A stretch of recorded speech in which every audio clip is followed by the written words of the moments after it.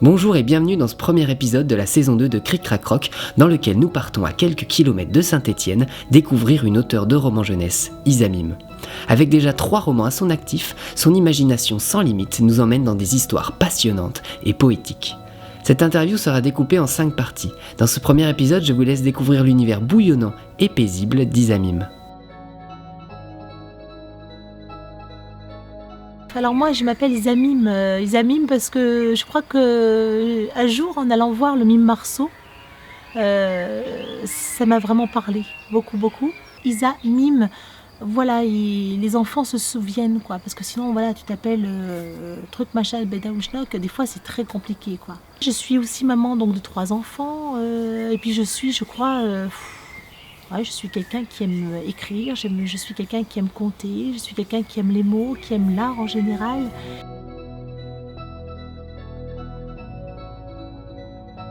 J'aime vraiment le monde du spectacle quand même, le monde du clown, le monde de la danse. J'aime beaucoup mais je ne sais pas bien danser, je ne sais pas bien mimer, mais j'aime les mots. Alors j'ai des mots, on va les raconter, les mots on va les écrire, on va les mettre ensemble. Et c'était une manière à moi de faire un spectacle, donc d'écrire des livres, parce que je ne sais pas faire autre chose, raconter des histoires aux enfants, des histoires qui existent déjà, parce que certaines histoires, tu te dis, oh, j'aurais aimé vraiment les écrire.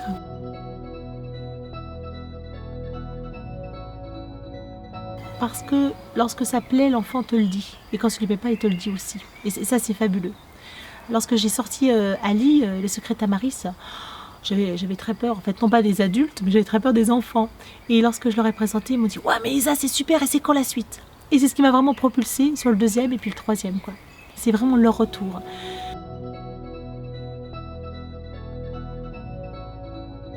En fait, j'ai toujours une histoire dans ma tête. Mais c'est affreux, hein. J'ai toujours dans ma tête, là tu vois, je suis sur encore une nouvelle histoire, et c'est tout le temps ça. Alors les arbres sont vraiment mes vrais copains. Ouais, il m'inspire beaucoup. On n'a pas loin de chez moi, là on a un arbre, on a un hêtre tormentueux pleureur. Et quand tu le vois, tu t'arrêtes et t'as les histoires qui arrivent quoi. Les arbres sont vraiment une source d'inspiration extraordinaire. Et puis dans ma tête j'en ai toujours une quoi. Toujours une histoire. Ou alors ça peut être aussi une expression d'enfant. Je pars souvent sur les expressions d'enfants. Une petite voix qui va te dire, je sais pas, une petite phrase complètement anodine.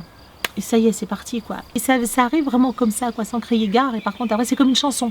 C'est comme un air qu'on aurait dans sa tête, en te levant, t'as l'air le plus de Dorothée, quand tu te lèves, le truc horrible.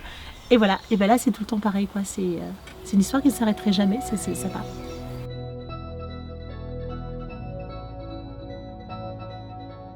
Dans les livres que j'écris, il y a souvent des choses, beaucoup de messages que je veux faire passer aux enfants. Ali au pays de Tamaris, c'est vraiment l'histoire de cet enfant. Je veux qu'il ait confiance en lui. Ses parents se sont séparés. Oui, ça arrive, hein, les parents se séparent parfois, mais c'est pas pour ça qu'ils ne vont plus l'aimer. Et je voudrais vraiment que l'enfant qui lit ça se dise finalement oui. C'est cette confiance qu'il peut avoir en lui.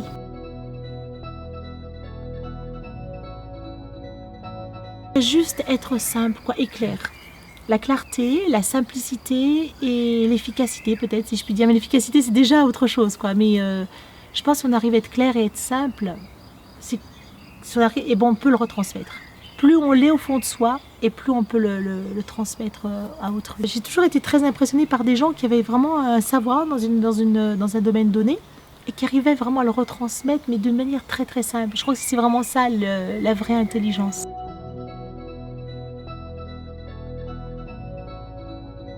Il faut avoir cette part d'enfance, on l'a tous. Après, on peut fermer des portes, hein. On peut fermer des portes, mais des fois, c'est les monstres du placard qui viennent taper à la porte pour dire ouvre-moi. Enfin, moi, j'en suis persuadée.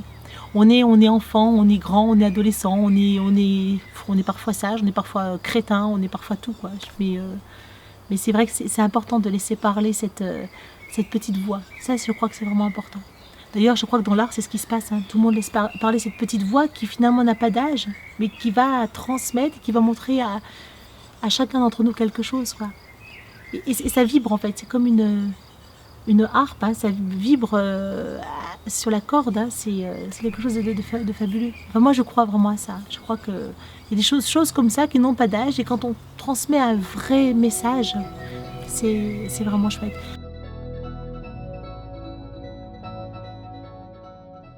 Alors pour adultes, oui, mais enfin, on va parler de Dostoïevski, tu as des gens comme ça, beaucoup de poésie.